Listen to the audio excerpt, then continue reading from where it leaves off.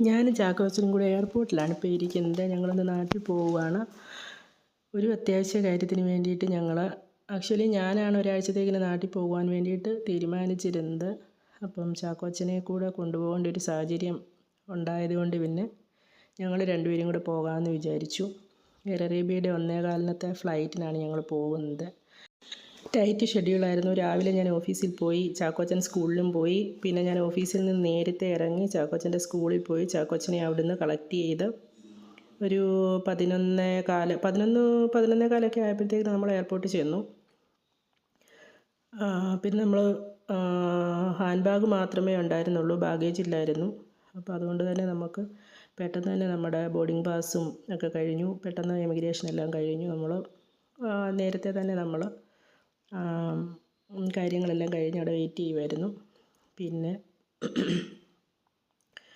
Flight ഇച്ചിരി ലേറ്റായിട്ടാണ് എടുത്തത്. 1:15 സാധാരണ എയർ അറേബ്യയുടെ ഫ്ലൈറ്റ് ലേറ്റ് ആകുന്നതല്ല. ഒരു 1:30 ആയപ്പോഴത്തേക്കിന് നമ്മൾ ഫ്ലൈറ്റ് ടേക്ക് ഓഫ് ചെയ്തു.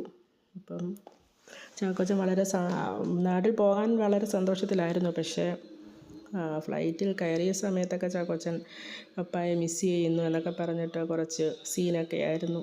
ആ നിലവിളി ശബ്ദമിട്ട് വെളിയിൽ ഇറങ്ങേണ്ടി വരുമോ എന്നൊക്കെ ഞാൻ ആദ്യം ഒന്ന് വിചാരിച്ചു. പക്ഷേ പിന്നെ കുറച്ച് സമയം കഴിഞ്ഞപ്പോഴത്തേക്കിന് ചാക്കോച്ചൻ ഓക്കെ ആയി. പിന്നെ ഇവർ കാണിക്കുന്ന ഈ പേടിപ്പെടുത്തലുകൾ ഒക്കെ കണ്ട് കുറച്ച് സമയം അങ്ങനെ ഇരുന്നു. ആകെ ഫ്ലൈറ്റിൽ കയറി കഴിഞ്ഞാൽ പേടി തോന്നിയ ഒരു കാര്യം ഇവർ ഈ കാണിക്കുന്നതൊക്കെ കാണുമ്പോഴാണ്. അല്ലെങ്കിൽ നമ്മൾ അതിനെക്കുറിച്ചൊന്നും ചിന്തിക്കുന്നില്ലല്ലോ. അങ്ങനെ നമ്മൾ എല്ലാ കാര്യങ്ങളെല്ലാം ഓക്കെ ആയി. അങ്ങനെ നമ്മുടെ ഫ്ലൈറ്റ് ടേക്ക് ഓഫായി.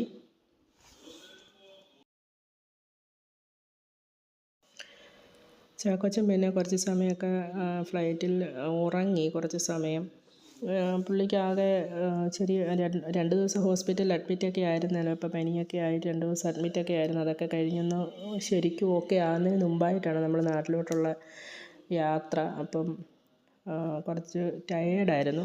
അങ്ങനെ ഉറങ്ങി കുറച്ച് സമയം ഒക്കെ. പിന്നെ നാടെത്താറായപ്പോഴത്തേക്കിന് ഞാൻ വിളിച്ചു. അപ്പോൾ പുള്ളിക്ക് താഴെ ലൈറ്റൊക്കെ കണ്ടപ്പോഴത്തേന് ഹാപ്പിയായി. അങ്ങനെ പുള്ളി തന്നെ കുറച്ച് വീഡിയോയും കാര്യങ്ങളും ഒക്കെ എടുത്തു നമ്മളെ കൂട്ടാൻ വേണ്ടിയിട്ട് വീട്ടിൽ നിന്നിട്ട് ആൾ വന്നിട്ടുണ്ടായിരുന്നു. നമ്മളൊക്കെ അങ്ങനെ ബാഗേജൊന്നും ഇല്ലാഞ്ഞുകൊണ്ട് നമ്മൾ പെട്ടെന്ന് തന്നെ കാര്യങ്ങളെല്ലാം കഴിഞ്ഞ് നമ്മൾ പെട്ടെന്ന് തന്നെ വെളിയിലിറങ്ങി. പിന്നെ അത്യാവശ്യം നല്ലപോലെ വിശപ്പുണ്ടായിരുന്നു. അപ്പോൾ ഒരു റെസ്റ്റോറൻറ്റിൽ കയറി നമ്മൾ ഫുഡും കാര്യങ്ങളൊക്കെ കഴിച്ചിട്ട് പിന്നെ നമ്മൾ വീട്ടിലെത്തിയപ്പോഴത്തേക്കിന് 11:30 ആയി. ഒരു 6:30 ആയപ്പോൾ എയർപോർട്ടിൽ വന്നതാണ്. അപ്പം ബാക്കി വിശേഷങ്ങൾ നാട്ടിൽ നിന്നാണ്.